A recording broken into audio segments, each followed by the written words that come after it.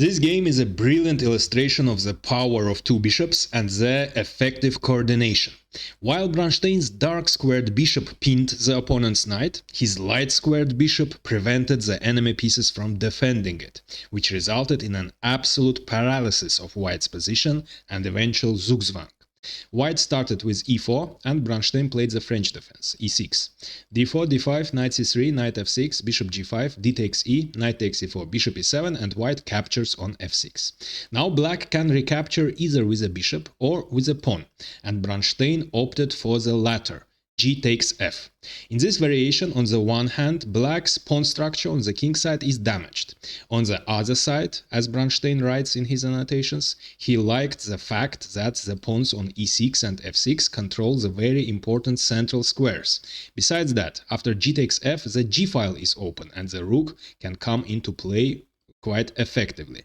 And, the most important, black retains the bishop pair, and in case the position opens up, the bishop pair might prove to be very strong, and that's exactly what happened in the game.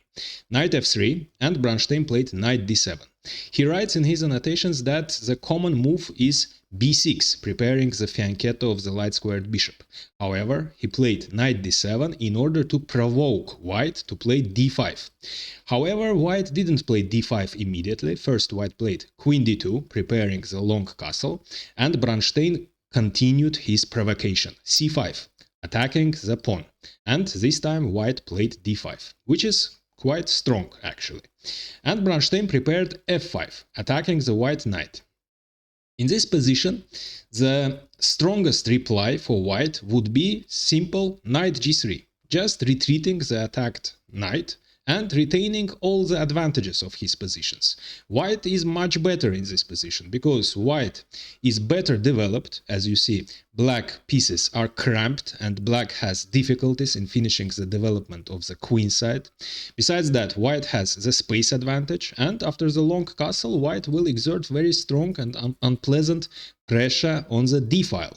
And the tension in the center is also retained, and this is also in white's favor, because in the closed positions the bishop pair isn't so effective.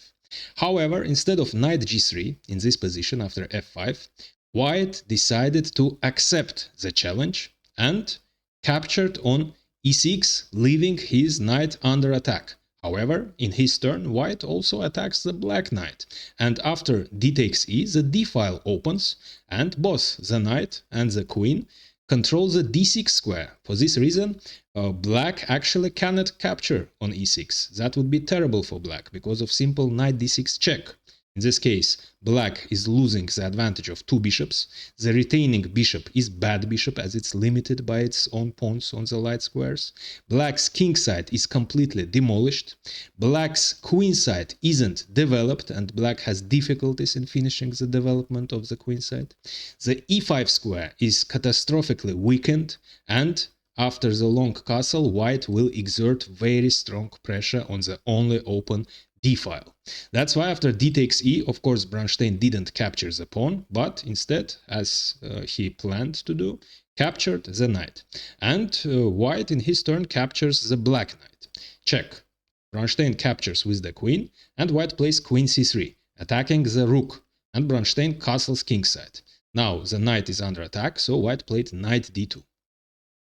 So, at first sight, this position is in white's favor, because black hasn't finished the development of the queen side, and the development of the queen side is problematic because the queen is blocking the bishop's diagonal, and black also has pawn weaknesses. However, it's not the case.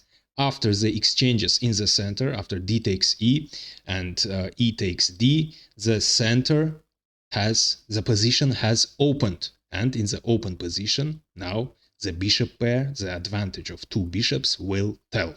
As you will see, Bronstein will skillfully exploit this advantage.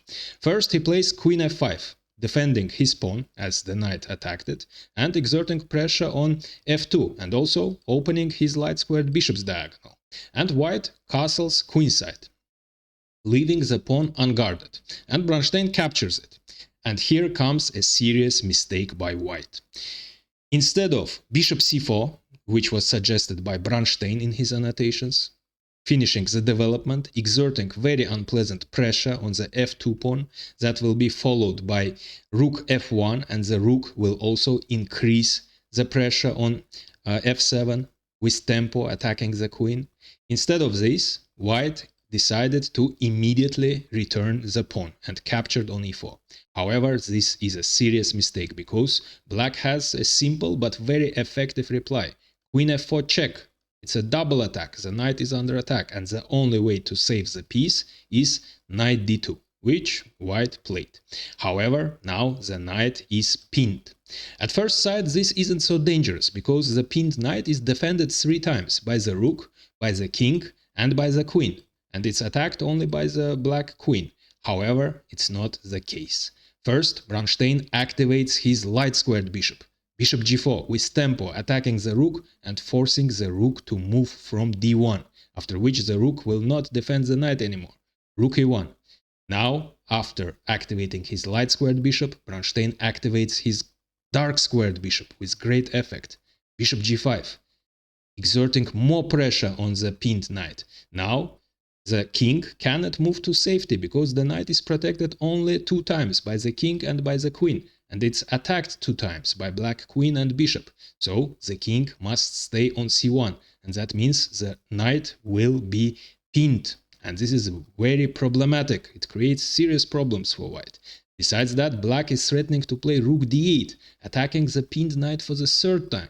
That's why white in advance closes the d-file by playing bishop d3. However, now rook e8 follows, exerting pressure on the e-file. White plays rook f1, attacking the queen, and Bronstein plays queen e3. Of course, he doesn't move the queen from this diagonal. The queen has remained on this diagonal, exerting very strong pressure. White plays h3, attacking the bishop, and bishop e2 follows, attacking the rook, and, which is more important, attacking the bishop, the light-squared bishop, which is closing the d-file. And after the elimination of this bishop, the rook will attack the pinned knight for the 3rd time. So white plays rook f5. Bronstein, of course, retains the extremely valuable bishop, which is playing the main role in this pin, and retreats it to h6. And now white captures on e2. Instead of this, if rook e1, attacking the bishop, which is pinned now by the rook, and attacked 2 times, however, that is losing on the spot after queen g3, attacking the rook, and after rook takes e2, simple checkmate in 2 moves follows. That's why, after bishop h6, white plays bishop takes e2. So this bishop, which was blocking the d-file, now is eliminated. And Bronstein first exchanges the queens, and then captures on e2 and attacks the knight for the 2nd time. Now black is simply threatening to win a piece. Besides that, black is threatening to attack the knight for the 3rd time by playing rook d8, and that would be simply catastrophic. That's why white played rook d5, defending the knight and also taking under control the d-file. Now rook d8 doesn't work. However, with his next move, Bronstein finishes this game in a brilliant way. You can pause the video and try to find Bronstein's brilliant solution. So he captures on d2 and temporarily sacrifices the exchange. However, of course, after rook takes d2, the rook is pinned, so black can return the exchange at any time. However, black isn't going to be satisfied with just returning the exchange. Black will get much more. So the rook is pinned, that's why black is attacking it for the 2nd time, rook d8. The only way to avoid the material loss is rook d1, of course. However, now the one rook is pinned, the 2nd rook cannot move from d1 as it must defend the rook, and the same about the king, we can say the same. The king cannot move anywhere either, because it also must defend the rook on d2. However, white actually has one way to set himself free of this deadly pin, by playing c4, followed by c3, vacating the c2 square for the king, and that would be followed by king c2, and white will be free from the pin. However, Bronstein prevents it with his final move of the combination, c4. Now white pawns are blocked and there is no way white can set himself free from this terrible pin.